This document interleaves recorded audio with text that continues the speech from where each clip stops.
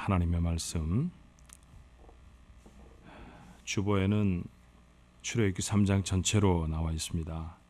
그런데 여러분과 함께 봉독할 말씀은 10절부터 14절까지의 말씀입니다. 조금 후에 목장으로 모이셨을 때는 3장을 한번 전체 다 읽으시면 좋겠다, 그런 생각이 들어요. 출애굽기 3장 10절부터 14절까지의 말씀을 제가 봉독을 합니다. 이제 내가 너를 바로에게 보내어 너에게 내 백성 이스라엘 자손을 애굽에서 인도하여 내게 하리라. 모세가 하나님께 아뢰되 내가 누구이기에 바로에게 가며 이스라엘 자손을 애굽에서 인도하여 내리이까? 하나님이 이르시되 내가 반드시 너와 함께 있으리라. 내가 그 백성을 애굽에서 인도하여 낸 후에 너희가 이 산에서 하나님을 섬기리니 이것이 내가 너를 보낸 증거니라. 모세가 하나님께 아뢰되 내가 이스라엘 자손에게 가서 이르기를 너희 조상의 하나님이 나를 너에게 보내셨다 하면 그들이 내게 묻기를 그의 이름이 무엇이냐 하리니 내가 무엇이라고 그들에게 말하리이까? 하나님이 모세에게 이르시되 나는 스스로 있는 자이니라. 또 이르시되 너는 이스라엘 자손에게 이같이 이르기를 스스로 있는 자가 나를 너희에게 보내셨다 하라. 아멘.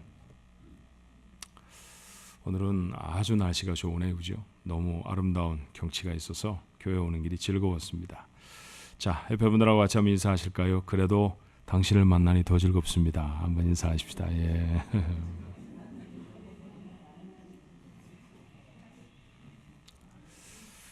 감기도 좀 많고요.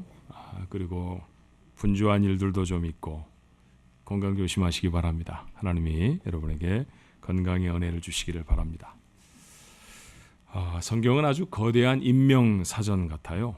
위대한 신앙의 인물들이 참 많이 있죠. 그런데 그들 중에 독보적인 한 인물이 있다고 하면 모세라고 하는 출애굽의 영웅입니다.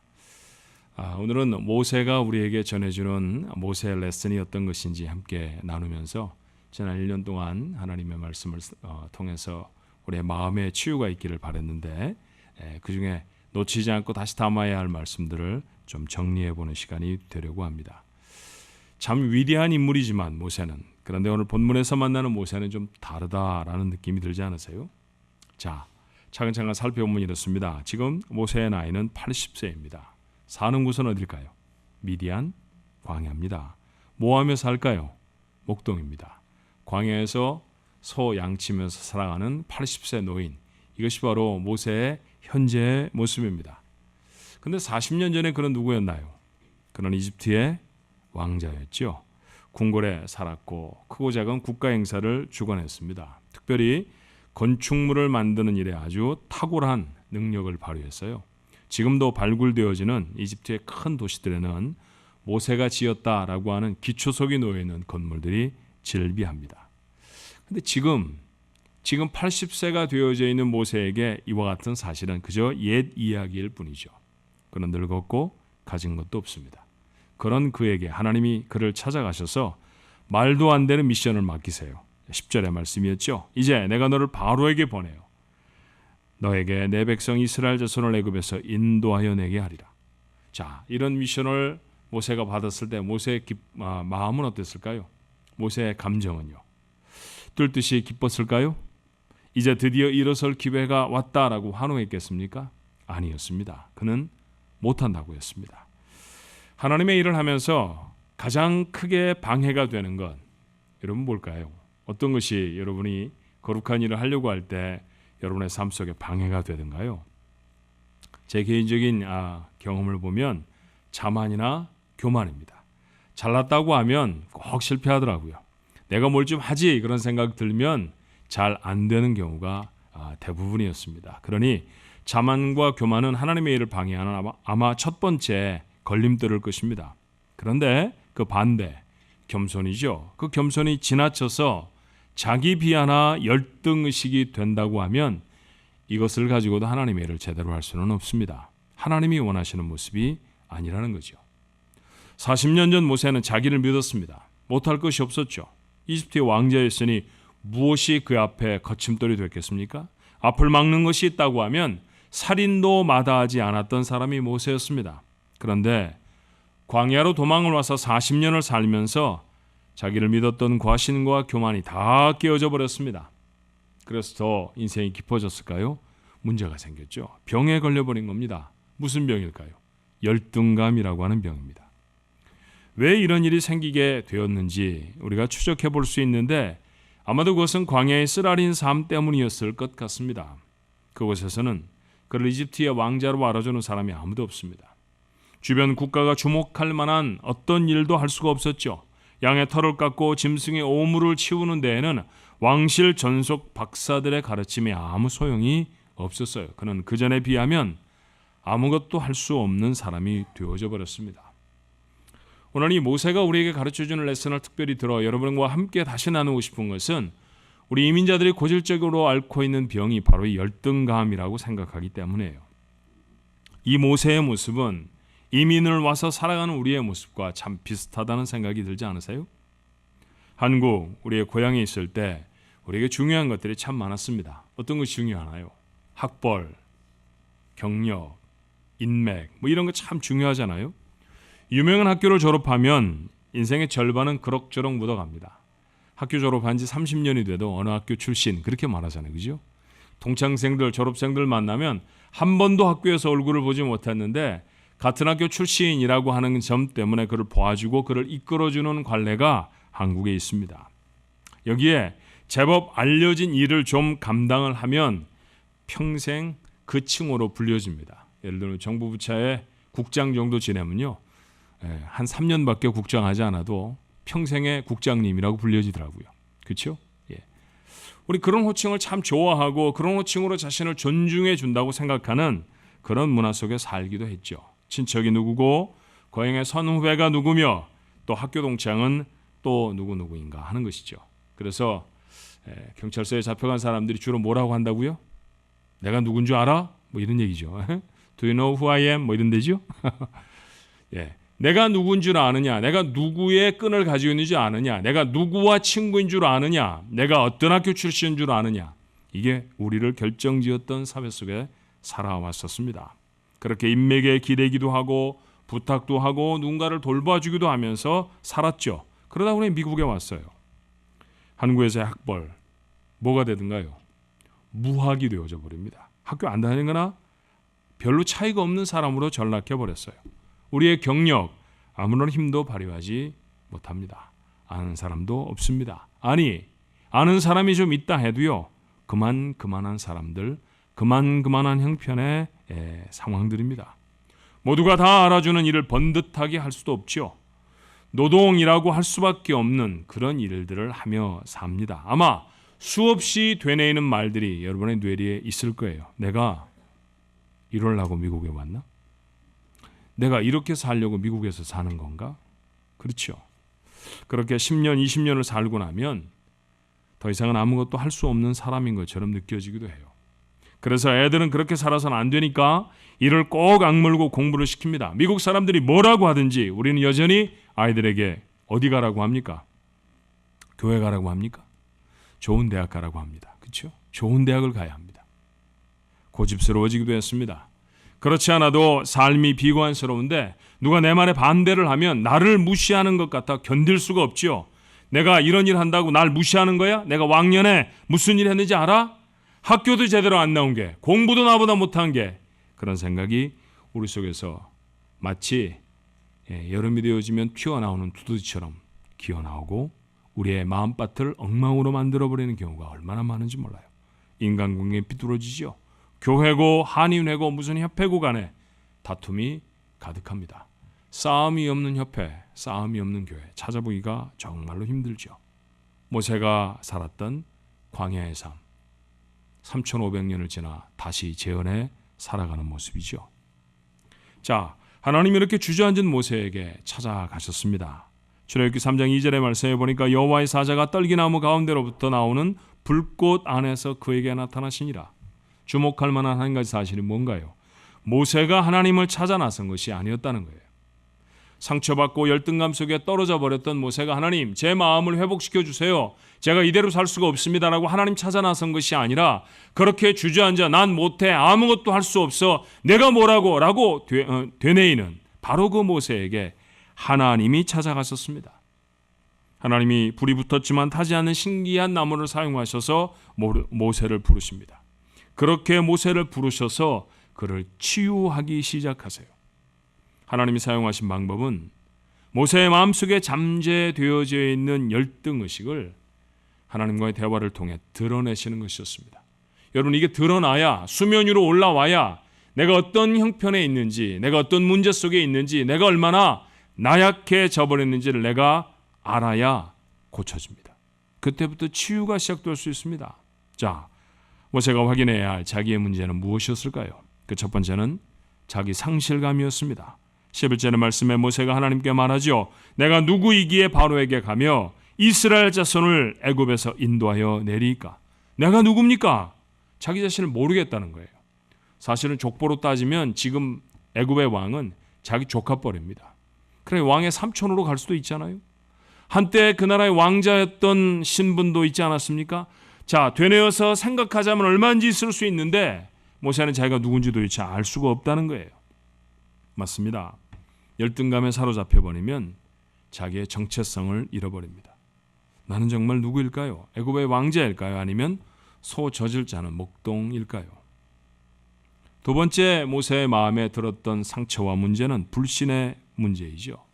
자, 오늘의 본문을 좀 넘어가면요, 출애굽기 4장 1절에 하나님 앞에 모세가 이렇게 말해요. 모세가 대답하여 이르되 그러나 그들이 나를 믿지 아니하며 내 말을 듣지 아니하고 이르기를 여호와께서 내게 나타나지 아니하셨다 하리이다. 아무도 자기를 믿지 않을 거라는 것입니다. 열등감에 사로잡힌 사람들이 하는 말이잖아요. 내가 뭐라고 한다고 사람들이 나를 따라주겠어? 내가 뭐라고 말한들 그 사람들이 나를 믿어주겠어? 이렇게 생각하면 아무것도 할 수 없어요. 그래서 세 번째 모세의 마음을 점령한 것은 무력감이었습니다.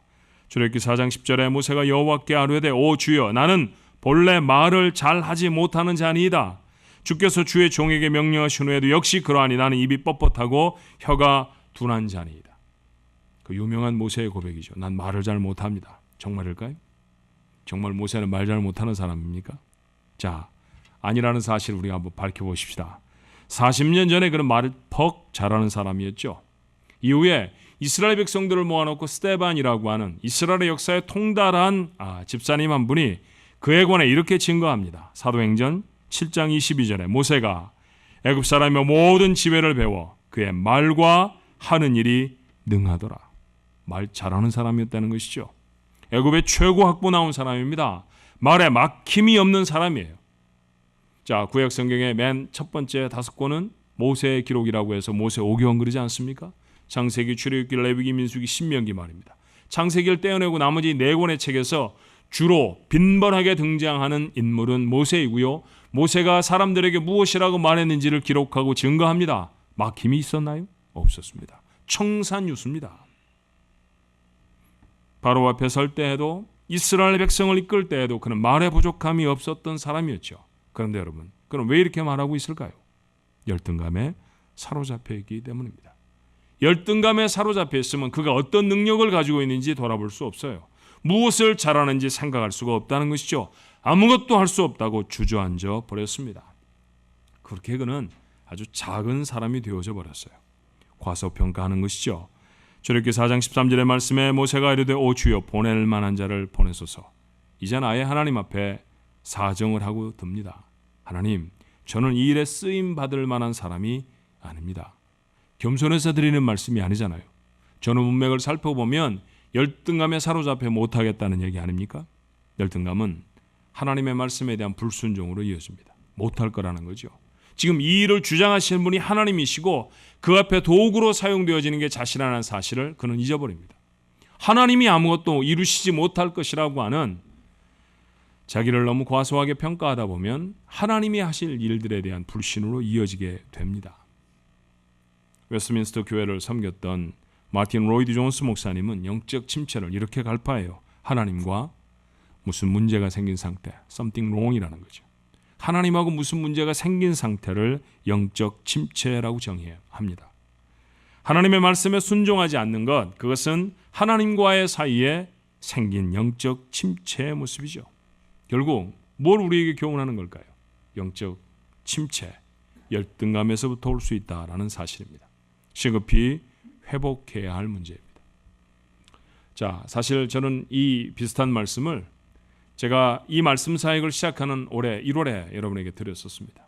그러니 여러분의 주어졌던 첫 번째 메시지였는데 어때요? 지금은 열등감에 극복하고 굉장히 자존감이 강한 사람들로 살아가십니까? 제가 얼굴 한번 다 볼까요? 이따가 한 분씩 면담을 해보면 어떻겠습니까? 우리의 마음속에 정말로 회복되어야 할 것, 우리가 이민자로 살아가면서 놓치지 않고 다시 담아야 할 것, 그것이 있다고 하면 자존감의 회복입니다. 열등감, 참으로 거머리처럼 달라붙어서 내 삶의 엑기스를 다 뽑아 먹어버리는 그 열등감을 떨어내버릴 수 있어야 합니다. 오늘 시간에 다시 한번 하나님이 모세를 어떻게 고치시고 치유하시는지를 살펴보며 동일한 은혜가 여러분에게 있기를 주님의 이름으로 축원합니다. 자, 하나님 그를 회복시키시는 방법이 무엇이었을까요? 하나님 이렇게 확신시키십니다. 첫 번째, 넌 특별한 사람이야, 이렇게 말씀하세요. 떨기나무 불꽃 사이에 나타나신 하나님이 그에게 뭐라고 말씀하시던가요? 출애굽기 3장 4절의 말씀에 보니까 여호와께서 그가 보려고 돌이켜오는 것을 보신지라 하나님이 떨기나무 가운데서 그를 불러 이르시되 모세야 모세야 하시매 그가 이르되 내가 여기 있나이다. 여러분, 성경은 거룩한 책입니다. 그렇죠? 말 한마디, 조사 하나가 의미 없이 붙어진 것이 없어요. 하나님이 누군가를 부를 때 2번이나 거푸 부르신 적 많지 않습니다. 그런데 여기서 하나님이 모세를 향해 부르십니다. 모세야 모세야. 왜 이러셨을까요? 왜 2번씩이나 부르셨을까? 가는 귀가 먹어서 잘 안 들리니까 2번씩 큰 소리로 부르셔야 했을까? 그런 것은 아니었겠죠. 왜 하나님이 거푸 부르셨을까? 저는 이런 생각이 들었습니다. 모세야, 너는 세상에 둘도 없는 모세다. 그렇게 들려줬어요. 모세야, 너는 모세야. 모세야, 너는 너밖에 없는 모세야. 하나님은 모세에게 그렇게 부르셨던 게 아닐까요? 애굽의 왕자였을 때나 그가 목동인 지금이나 젊고 패기가 넘치던 40대나 이마에 주름이 굵게 파인 80의 지금이나 하나님이 지으신 세상에 딱 하나밖에 없는 모세, 그가 바로 이 말씀을 듣고 있는 사람입니다. 우리는 다릅니까? 지난 토요일을 기준으로 세계 인구는 1년 전보다 조금 늘었더라고요. 75억 8천만 명 정도가 되더라고요. 75억, 어마어마하게 많은 사람입니다. 근데 여러분, 그 중에 우리 아이들의 아빠는 나 하나밖에 없습니다. 75억 명 중에 저 하나만 우리 집 사람의 남편입니다. 맞습니까? 상황중앙장로교회 담임 목사도 75억 명 중에 75억이 750억이 돼도 하나밖에 없습니다. 그렇죠? 그게 납니다. 그게 나라고 하는 독특성이죠. 제게만 그렇나요? 여러분에도 같잖아요. 내가 하는 일, 내 생김새에 좌우되지 않은 나는 나 그대로 특별한 존재라고 분명히 믿습니다. 열등감은 비교의 산물이에요. 누구와 비교해서 자꾸 열등해지는 거예요. 모세는 왕자였을 때와 목동이었던 지금을 비교합니다. 궁궐에 살던 40년 전과 광야에 거하는 지금을 비교했을지 몰라요. 그리고 실망해서 열등감의 포로가 되어져 버립니다. 사랑하는 종안가족 여러분, 비교하지 마십시오. 부자하고 여러분을 비교하지 않아야 합니다. 많이 배운 사람과 여러분을 비교하지 않으셔야 합니다. 젊었을 때의 나와 지금의 나를 비교하지 마십시오.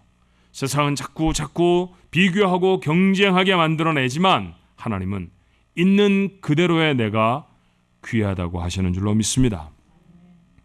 바울은 에베소 성도들에게 이렇게 환기시키죠. 에베소 2장 10절에 우리는 그가 만드신 바라 그리스도 예수 안에서 선한 일을 위하여 지으심을 받은 자니 이 일은 하나님이 전에 예비하사 우리로 그 가운데서 행하게 하려 하심이라. 제가 영어 성경으로 NIV, New International Version을 쓰지 않고 NLT라는 성경을 썼어요. NLT는 New Living Translation이라고 하는 성경 버전입니다. 사번역 이렇게 또는 무슨 하여튼 우리말로는 좀 다른 번역본으로 되어져 있는데 그 NLT에는 뭐라고 우리를 하나님이 만드신 바라고 하는 말을 번역했던가요? Masterpiece. 여러분, Masterpiece라는 말을 뭐에다 씁니까? 명작, 작품이라고 말할 때 그것을 Masterpiece라고 말합니다. You are a masterpiece. You are God's masterpiece. 이게 성경이 우리에게 향하는 선언이에요. 당신은 하나님의 작품입니다.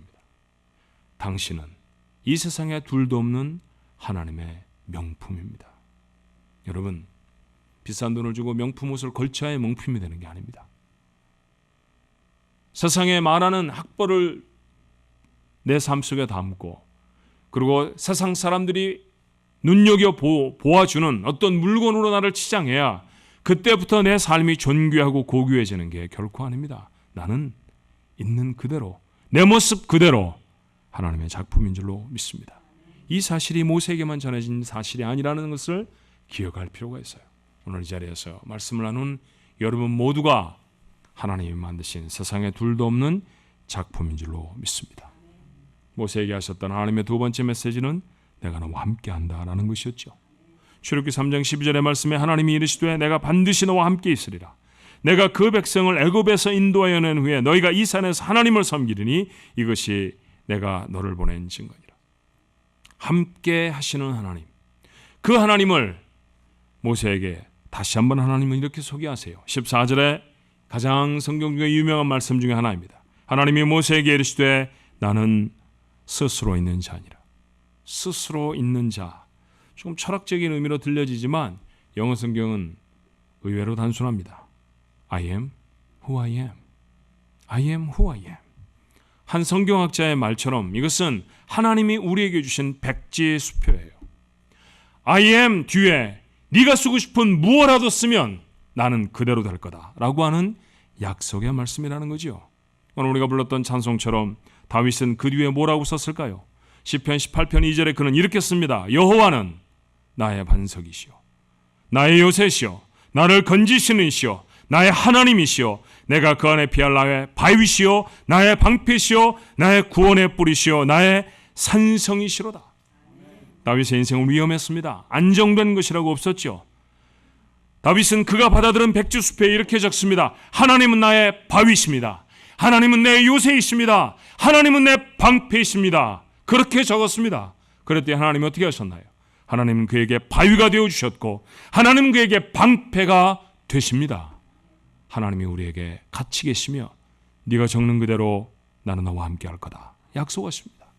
이 하나님, 그 하나님이 우리와 함께 하신다고 하면 두려워할 게 무엇입니까? 모세가 다른 인생을 살았나요? 아니었습니다. 하나님은 모세에게 바다를 가르는 자가 되게 해주셨고 40년 동안 200만 명을 먹이시는 분이 되어주셨으며 사망의 강을 내시는 분이 되어주셨습니다. 우리와 함께 하시는 하나님은 이런 하나님이신 줄로 믿습니다. 거기서 그치지 않죠. 하나님은 모세에게 다시 약속하십니다. 너 하나님처럼 될 거다. 출애굽기 4장 16절의 말씀이에요. 그가 너를 대신하여 백성에게 말할 것이니 그는 내 입을 대신할 것이요 너는 그에게 하나님같이 되리라. 하나님같이 되리라. 형 아론에게만 하나님처럼 된다는 말씀이 아니었어요. 이후에 출애굽기 7장 1절의 말씀에 보니까 모세에게 이르시되 볼지어다 내가 너를 바로에게 신같이 되게 하였은즉 신처럼 바로 앞에 세우십니다. 바로에게도 하나님이 될 거라고 말씀해 주셨어요. 하나님은 우리를 만드실 때 자신의 모양으로 자신을 닮게 만드셨다고 말씀하셨습니다. 창세기 1장 27절의 말씀에 하나님이 자기 형상, 곧 하나님의 형상대로 사람을 창조하시되 남자와 여자를 창조하셨다고 하지 않았습니까? 하나님을 닮았다는 선언, 놀라운 선언입니다. 그 선언 하나만 제대로 심장에 담아도 인생이 달라져요. 어느 날 교회에 덕 출근을 했더니 사람들이 말을 합니다. 어휴, 장동건 닮으셨네요. 글쎄요, 제가 하고 온 헤어스타일이 장동건이 닮았다고 하는 건지 아니면 제가 입은 수트의 색깔이 장동건이 입고 나온 어제 드라마에 나왔던 수트의 색깔하고 같다는지 알 수는 없지만 그런 얘기 들으면 어때요? 일단 기분은 좋습니다. 그렇죠? 기분은 좋아요. 괜찮아요, 마음이. 그렇지 않아요? 비록 우울한 마음으로 하루를 시작할 그런 상황이 있었다 할지라도 그 말 한마디가 얼마나 우리에게 기분을 좋게 하는지 모릅니다. 어머, 전지현이 닮으셨네요. 그럼 여러분 어때요? 내가 낫지. 그런 교만은 없죠? 예. 그렇죠? 기분이 왠지 좋아지잖아요. 내가 머리를 좀 길게 했더니 그 옆에 여보하고 닮았다고 하시나? 그런 생각이 우리에게 듭니다. 맞아요. 자신감이 생기지 않습니까? 여러분, 하나님이 장동건보다 못해요? 하나님이 전지현보다 못합니까? 세상에 있는 어떤 배우, 어떤 탤런트의 모습이 우리의 모습 같다고 말하면 기분이 좋아지는데, 하나님 닮으셨습니다 말하면 공상과학소설 같은 사람이 있어요. 여러분은 하나님을 닮은 사람들입니다. 하나님을 닮았습니다. 나는 하나님처럼 설 겁니다. 세상에선 내 모습은 하나님을 닮은 자입니다. 이 사실이 우리의 가슴을 뛰게 할 수 있었으면 좋겠어요. 광야 같은 이민자의 삶을 살면서 어느 사이에 열등감의 포로가 되어 사는 것은 아닙니까? 우리가 벌컥벌컥 내는 화가, 못한다고 말하는 무력감이 무엇인가 집착해서 그것 아니면 안 된다고 고집을 부리는 것이 어쩌면 열등감 때문에 비롯되는 건 아닐까요? 말 한마디 들어도요, 그냥 내놓지 못하고 꼿꼿하게 마음속에 세워서 수년을 그냥 그 말씀 하나로 고통스러워하고 괴로워하며 살아가는 까닭도 여러분 열등해서 그래요. 여러분은 열등하지 않습니다. 열등감이 있을 뿐이죠. 언제까지 친구 삼아 함께 가시겠습니까? 내려놔야 합니다. 모세의 이야기는 우리의 이야기의 다름이 아니잖아요. 하나님은 열등감에 주저앉은 모세 친히 찾아가십니다. 오늘 내게도 찾아오셨다는 얘기입니다. 모세에게 하셨던 말씀처럼 오늘 부족한 종의 입술을 통해서 여러분에게 말씀하십니다. 이민자로 살아가면서 샌드위치 만들면서 세탁소 운영하면서 기가 죽었냐? 아니야, 그렇지 않아. 작품이라니까. 나 닮았다니까. 영어가 좀 안 돼서 속상해? 한국말은 잘하잖아. 때때로 기도 많이 하면 방언도 하지 않니? 하나님 우리에게 그렇게 다가오시죠. 그렇죠? 모자르지 않은 우리. 날 닮았는데 누가 널 보는 뭐라 그래? 그 하나님의 메시지 들리십니까? 예, 그것 듣고 살아야 합니다. 남은 일생 어디에서 무엇을 하며 살든지 우리 인생이 하나님 앞에 그렇게 서게 되기를 주님의 이름으로 축원합니다. 마음의 상처를 털어내십시오. 그래야 고쳐질 수 있습니다. 내가 무엇으로 으글드글하고 있는지, 내가 무엇으로 내 마음이 마치 물이 끓듯이 끓어오르고 있는지 하나님 앞에 정직하게 여러분의 마음에 상처를 내놓으십시오. 그리고 새 마음을 담으셔야 합니다. 난 너를 세상에 단 하나밖에 짓지 않았어 라고 하는 말씀을, 무소 불위의 능력을 사용하시는 그분이 너하고 함께 할 거야 라고 하는 약속을, 너 나 닮았어 라고 하는 하나님의 선언을 여러분의 심장에 담으십시오.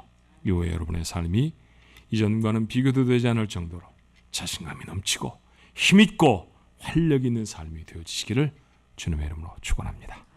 기도하십시다. 어느 사이에 주저앉아 버려서 살아가던 우리의 삶을 광야에서 80이 된 노인 모세의 삶과 견주어 보며 그게 바로 우리의 삶이구나 다시 확인하게 하신 아버지, 맞습니다. 우리가 그렇게 삽니다. 우리가 전에 무엇이었는데, 내가 어느 학교 출신인데, 내가 공부 얼마나 했는데, 근데 내 지금 하는 일이 뭐야? 내 지금 할 수 있는 일이 뭐야? 라고 되뇌이며 매일매일이 그저 답답하고 초라하게만 보였던 우리의 삶에 모세를 찾아가시던 하나님이 우리를 찾아오셔서 오늘 이 아침에 말씀하십니다. 너 같은 사람 세상에 없다. 난 너만 만들었다. 난 너와 함께 할 거다. 너 나처럼 세상을 살 거다. 하나님의 놀라운 약속이 우리 것인 줄 몰랐습니다.